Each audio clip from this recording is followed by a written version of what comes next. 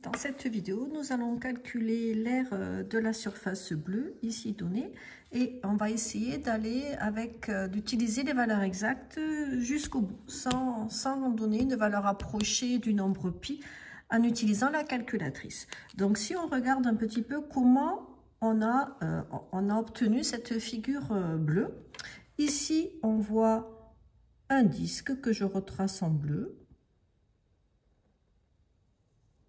tout le disque, et ensuite on a enlevé un second disque que je trace en rouge. Hop. Et si je hachure un petit peu ce dernier disque, on s'aperçoit que pour avoir l'aire du disque de la surface bleue, il suffit de prendre l'aire du grand disque qui était bleu à l'origine, moins l'aire du petit disque.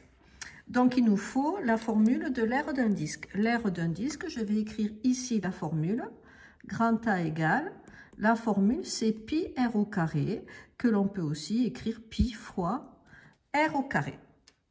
Donc ici il nous faut les rayons. Donc je vais revenir à mes deux couleurs. Le rayon du disque bleu. Le disque bleu, ici 5 cm plus 1 cm, donc tout le diamètre fait 6 cm. Conclusion, le rayon fait 3 cm. Quand on prend maintenant le disque un peu rosé, je vais le faire en rouge, son rayon est égal, on vous donne le diamètre de 5, donc je divise par 2, ce qui fait 2,5 cm. Donc, on va calculer l'aire des deux disques que je vais séparer en deux. Première R que j'écris ici, j'utilise la formule pi fois r au carré. Et je remplace R par sa valeur numérique, ce qui est égal à pi fois 3 au carré. Pi fois 3 au carré, c'est 3 fois 3, ce qui fait 9.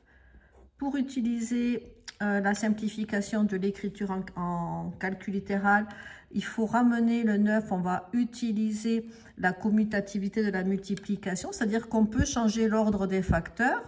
On va écrire 9 fois pi et donc on peut écrire directement 9 pi.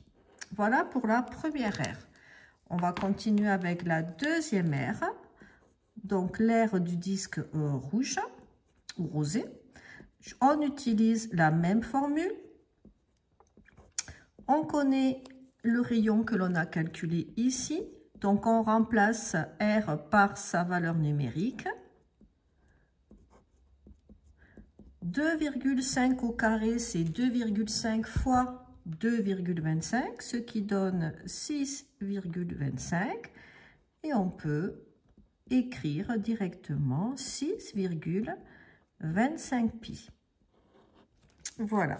Et donc, pour trouver l'aire de la figure de la surface bleue, hop, il nous suffit de soustraire A1 par A2, ce qui nous donne 9 pi moins 6,25 pi. On se retrouve avec du calcul littéral. Pour réduire cette expression, on va utiliser la distributivité que je vais écrire ici.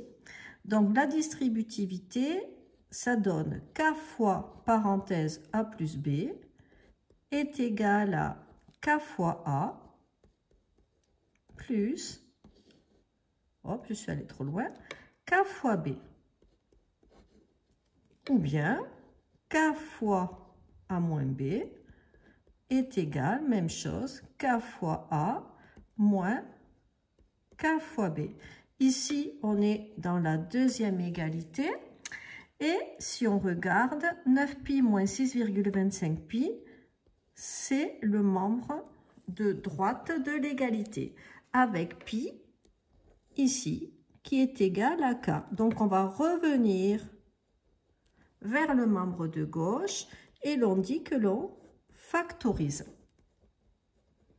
K étant un facteur commun. Donc ici, notre facteur commun, c'est pi, ce qui nous donne pi multiplié par parenthèse a vaut 9, moins B vaut 6,25. On continue. Donc, pi fois 9 moins 6,25, ça vous donne 2,75, que l'on peut écrire 2,75 pi. Ça, c'est la valeur exacte. Donc, l'aire de la surface bleue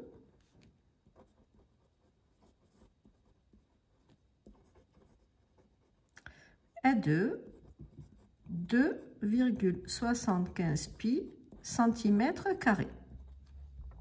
C'est vrai que ça ne nous donne pas une approximation, ça c'est la valeur exacte. Et si vous voulez donner une valeur approchée, on utilise la touche pi de la calculatrice et ça vous donne environ 8,6 centimètres carrés. Voilà, donc je voulais revenir dans cette vidéo sur la distributivité en utilisant un petit peu les aires et pour revoir en même temps la formule de l'aire d'un disque.